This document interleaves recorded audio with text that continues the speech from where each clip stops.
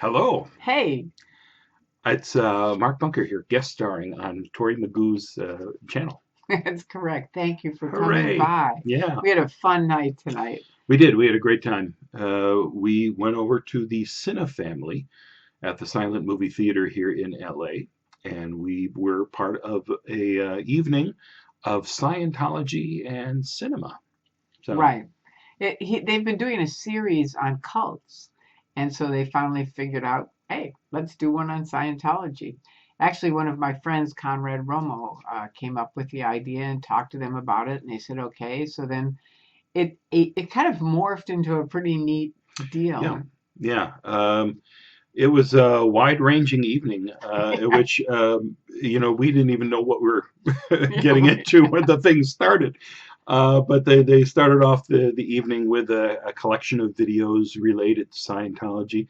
A lot of stuff that was straight from Scientology, like "We Stand Tall" and another lengthy music video with Karen Black and other Right. Scientologists Yeah. singing. Dancing and singing. Yeah, and then there was some stuff explaining some basic Scientology things, and they cut down a 3-hour David Miscavige Yeah, event that was funny. down to 8 minutes to the event where he was doing the announcing the golden age of knowledge, where they I changed all had the never commas, seen and that. you never Yeah, saw that. I'd never seen it. Well, eight No. minutes is more than anyone needs to see. Yeah. Um, I was but pissed because I paid for all that, and here he was saying, it's all out the window. right. Um, and then they had me introduce the two British shows from Charlie Nairn. He was the guy who wrote and directed The Shrinking World of L. Ron Hubbard, and his earlier documentary, the first one he did, A Faith for Sale, from around 63 or 64, I think. And that's how the evening started. And I was kind of surprised when, just as these videos are about to start, the man in charge of the program, Hadrian from the Cinefamily, said, "All right, we want you to introduce A Faith for Sale." Mark Bunker. Really? I mean, I'm not prepared to the.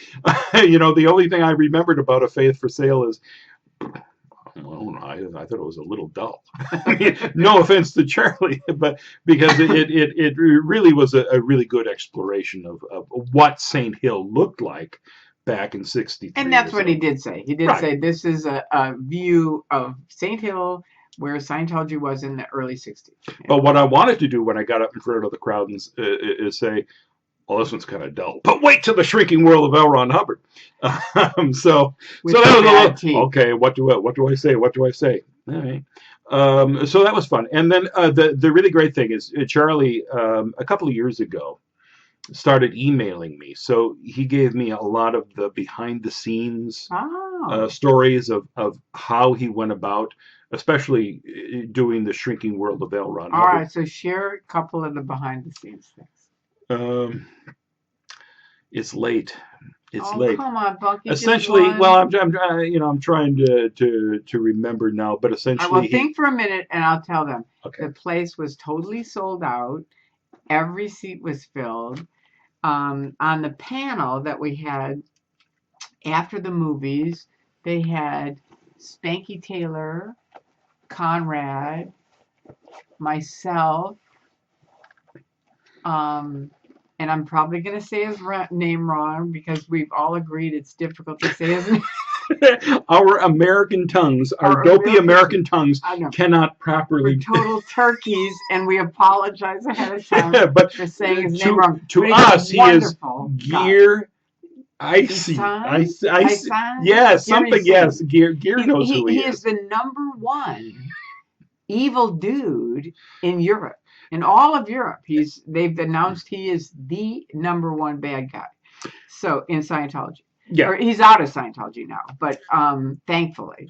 And he's very, very good and articulate. He was great he having him was. up there. Spanky was great with her stories. It was just a fun night. The panel was great. People, what was the gentleman's name who was asking the questions? Hadrian. Hadrian. Yeah, Hadrian was on the panel and he would ask us questions about different things. And different people answered, and it was interesting. And then Gear, Gear. I was saying you're wrong. Please forgive us. We're not laughing at you. We're laughing No. at us because we can't say names.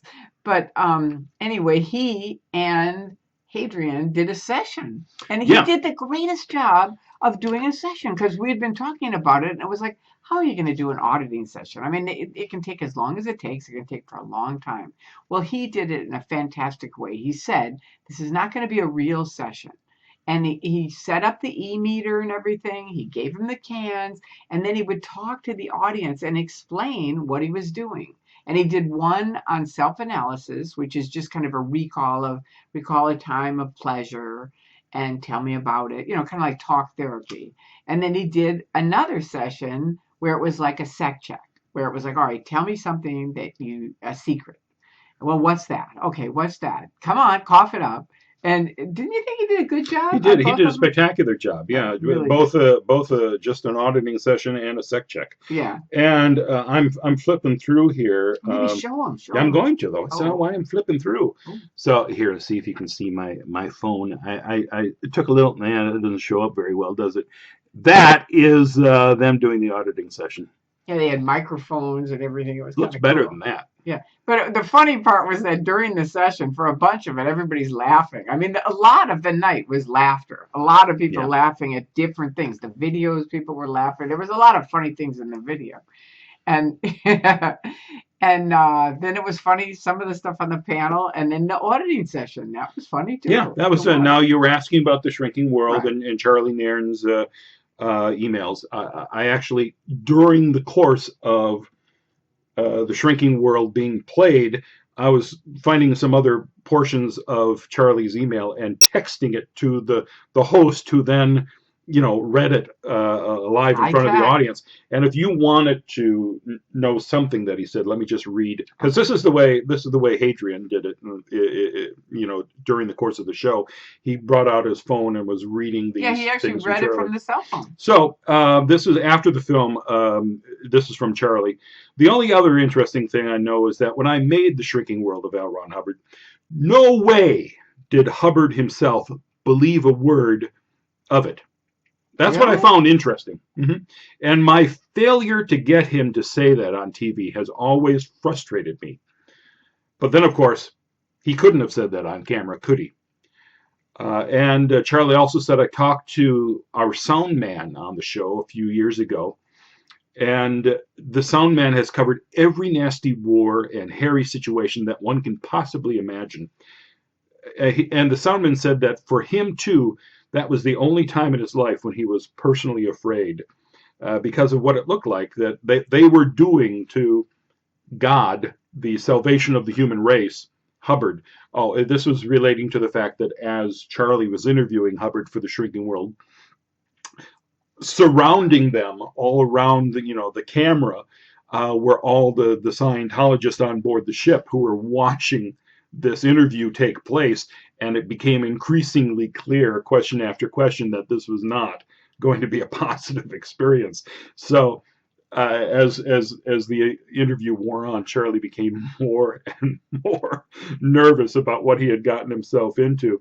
And he says that he was so scared, I failed to push Hubbard as I should have. I didn't ask him about Xenu, didn't ask him about people overboard or in containers, didn't even really get him to, no bullshitting, even explain what Scientology is.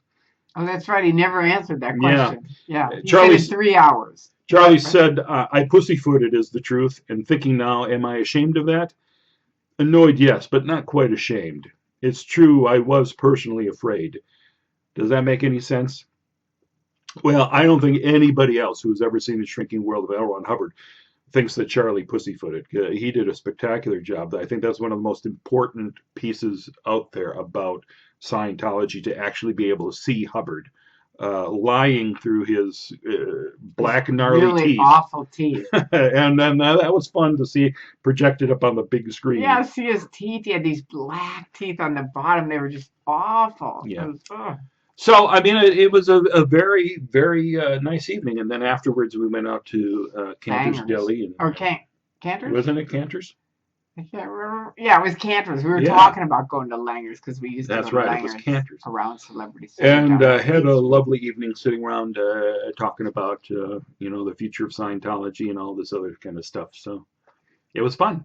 It was fun. We had a good night, and thank you for coming over and making the video. Thank you. See? Now it's 2 a.m. and Tori lured me into her bedroom once again. Yes. All right. Until next time, let's turn these lights off. All right. Peace out. Love you Bye. guys. Bye.